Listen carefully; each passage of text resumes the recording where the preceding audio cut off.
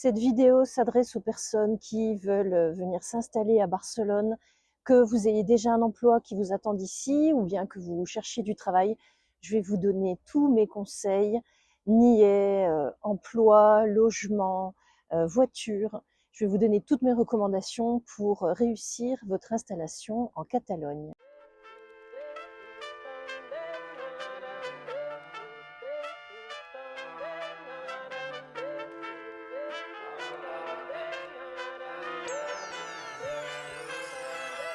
Hola bonita, ella know where we can go, mamacita, and we can keep it on the low, and we can keep it on the low.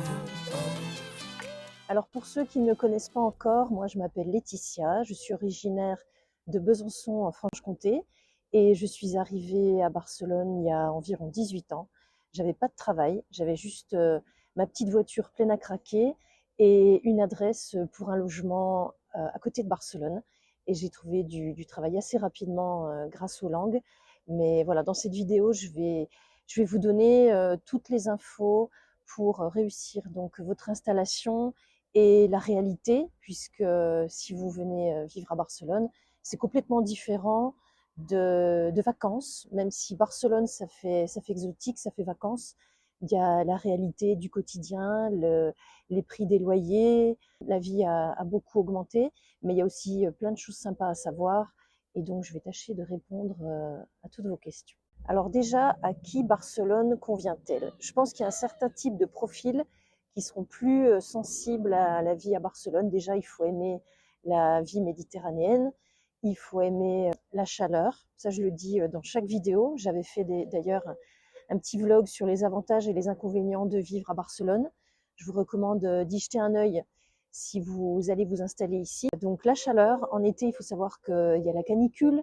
Donc si vous comptez vous installer ici et que vous n'aimez pas le chaud, si vous n'aimez pas la chaleur, déjà là vous êtes mal parti parce que ça peut monter à 40, 45 facilement en été.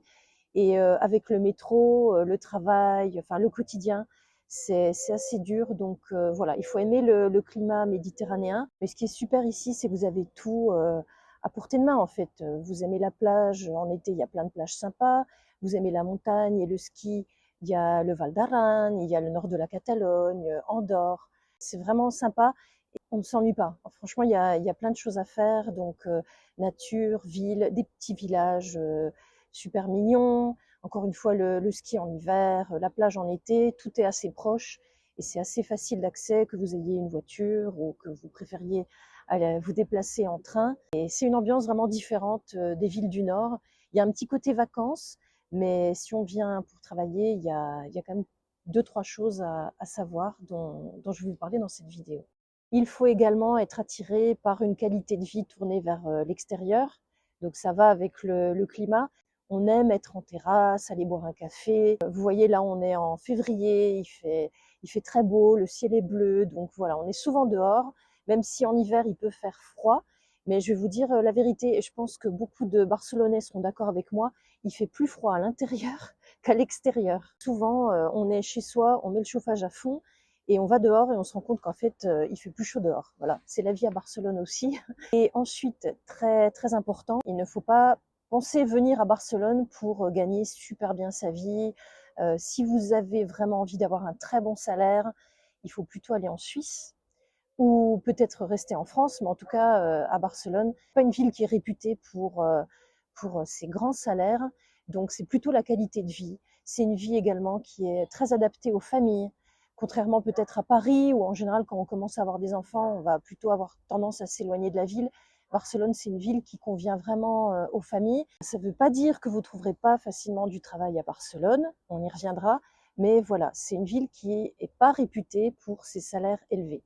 Ensuite, concernant les langues, l'espagnol va être indispensable pour la vie quotidienne. L'anglais peut être requis pour certains jobs. Le français, pareil. Si vous travaillez dans l'export comme moi, évidemment, français, anglais, espagnol, c'est parfait. Si vous avez des langues en plus, c'est encore mieux. Le catalan n'est pas exigé partout, mais il va être fortement recommandé pour certains types d'emplois. Déjà, la vente et le commerce. Alors, ça dépend des boutiques, ça dépend des commerces. Si c'est par exemple une boulangerie française, L'espagnol, le français seront suffisants. Mais si vous voulez travailler pour un petit commerce local, là, il faudra parler catalan. Je pense également à tout ce qui est emploi dans les mairies, ayuntamiento, les services publics, les administrations locales. Là, il faut absolument parler catalan. L'enseignement public et tous les emplois qui sont liés avec le public. Mais sinon, si vous parlez juste espagnol, et c'est vraiment indispensable, vous devriez trouver du travail sans problème. Et puisqu'on parle emploi, je vais vous donner les principaux sites pour chercher du travail. Si vous en avez déjà un, c'est parfait. Si vous avez une entreprise qui vous embauche déjà, ou si vous avez une entreprise en France qui vous envoie en Espagne, c'est parfait. Mais sinon, le principal site, c'est InfoJob. Ici, tout le monde connaît InfoJob. C'est vraiment le numéro 1 pour rechercher du travail.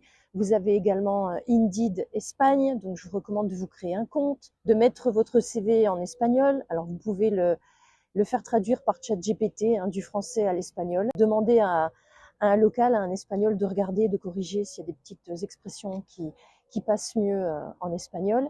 Vous avez également LinkedIn, ça dépend pour quel type d'emploi, mais LinkedIn, ça marche plutôt bien. Vous avez également Barcelona Activa, c'est le service public pour l'emploi de la ville. Vous avez également jobsinbarcelona.es, et là, c'est plutôt pour des profils internationaux, des gens qui parlent plusieurs langues. Sinon, il y a également Facebook. Vous pouvez toujours regarder sur la page Facebook des Français francophones de Barcelone. Il y a plusieurs pages qui sont consacrées à la recherche d'emploi pour les profils francophones. En tout cas, si vous ne parlez pas espagnol, sachez que ça va être beaucoup plus compliqué. Si vous avez que le français, très dur. Si vous avez le français et l'anglais, c'est un petit peu mieux. Vous avez également plein de jobs qui sont bien pour démarrer, par exemple tout ce qui est call center, tous les call centers.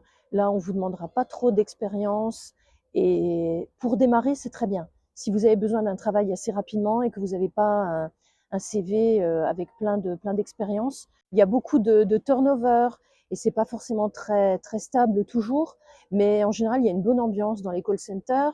Et ça vous permet d'avoir un travail immédiatement pour trouver une coloc ou trouver un appart. Vous pourrez toujours changer après, mais si vous avez besoin d'un travail rapidement, voilà, call center, c'est pas mal. Et si vous n'en avez encore pas entendu parler, il faut que je vous explique ce qu'est le NIE, el número de identidad de extranjero. Ça, vous allez en entendre parler tout le temps. Vous allez connaître votre numéro de NIE par cœur, évidemment. Donc pour les Espagnols, on va parler plutôt de DNI. Et pour les étrangers, on va vous parler de NIE. Donc c'est un numéro qui va vous suivre tout le temps, toute votre vie, et qui ne changera jamais. À partir du moment où vous avez un NIE, vous allez l'apprendre par cœur et on va vous le demander souvent.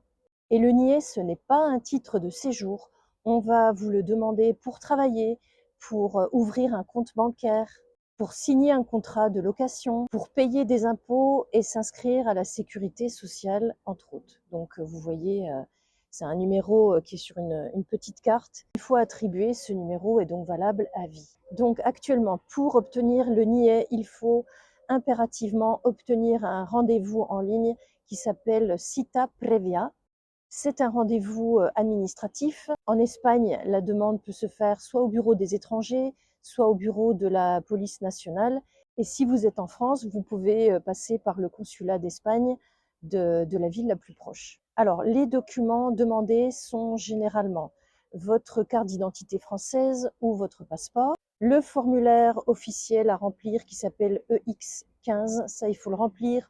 On vous demandera un justificatif, le paiement de la taxe administrative. Sur le formulaire EX15, on vous demande pourquoi vous sollicitez un IE, donc il suffit de mettre que c'est pour une recherche d'emploi.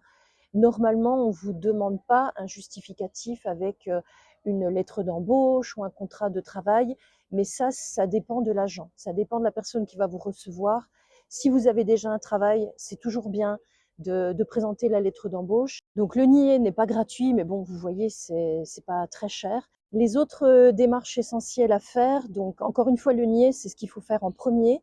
Il y a également le certificado d'empadronamiento, qui est en fait le certificat de résidence. À partir du moment où vous vous installez en Espagne, il faut faire ce certificat donc, qui indique que vous résidez dans cette commune. C'est gratuit, c'est la mairie qui le gère Et on va dire que l'empadronamiento, c'est l'équivalent d'un certificat de résidence locale. Donc le NIE, l'empadronamiento, ensuite l'ouverture d'un compte bancaire espagnol. Là, ce qui va vous être demandé, ça dépend des banques, donc il faut aller directement dans la banque, mais avoir déjà votre NIE. Et ensuite l'inscription à la sécurité sociale, si vous travaillez en Espagne, évidemment. Donc toutes ces démarches sont liées entre elles, et le NIE, c'est vraiment la première chose à faire. Ensuite, se loger à Barcelone, c'est le point le plus compliqué, le point le plus galère. Alors peut-être que vous aurez de la chance et vous trouverez un logement très rapidement et pas trop cher, mais c'est vraiment le point le plus compliqué quand on arrive à Barcelone. Déjà, les chambres en colocation. Peut-être que pour économiser, vous souhaitez prendre une chambre en colocation. Sachez que c'est pratiquement l'équivalent maintenant d'un loyer entier. Pour une chambre en colocation à Barcelone, il faut compter au moins 700 € pour avoir quelque chose de correct. Et j'ai même encore parlé la semaine dernière avec une amie catalane qui recherchait un petit peu en dehors de Barcelone une chambre en colocation et elle m'a dit que c'était 600 €. Et si vous pensez vous éloigner de Barcelone pour trouver un loyer un petit peu moins cher, vous risquez d'être déçus parce que toutes les villes qui sont en dehors de Barcelone sont tout aussi chères, que ce soit Cerdanyola, Sant Cugat, l'Hospitalet, Badalona, ou même Sabadell, ça reste très très cher. Enfin, moi, quand je suis arrivée à Barcelone, je me rappelle qu'en 2007, mon loyer pour 60 mètres carrés, c'était 500 €. Et maintenant, mon logement, je suis à l'Hospitalet del Llobregat, donc je ne suis pas dans le centre-ville de Barcelone, mais j'ai le métro, la ligne rouge en bas de chez moi. Et maintenant, le loyer, c'est 950, 1000 €. Et ça, évidemment, c'est sans les charges. Et je suis donc en dehors de Barcelone. Si vous cherchez un appartement dans le centre-ville de Barcelone, il faut mettre au moins 1200 € pour avoir quelque chose de correct.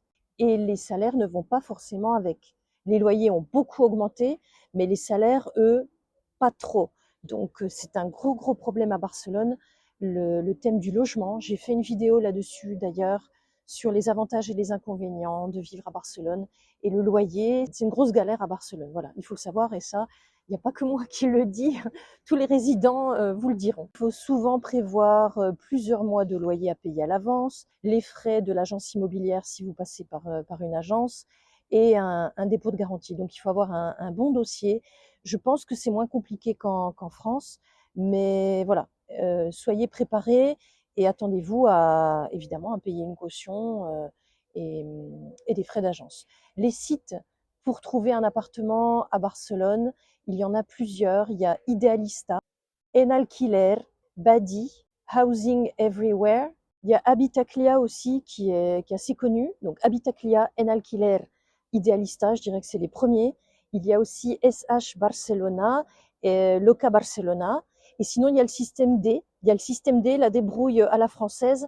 Regardez les annonces, encore une fois, sur les pages Facebook des Français et francophones de Barcelone. Il y a souvent des chambres qui sont en location, des personnes qui recherchent des colocs. Donc là, on vous demandera beaucoup moins, évidemment, de dépôt de garantie ou de caution. Si vous n'avez pas trop de moyens au départ, la coloc, c'est une bonne option.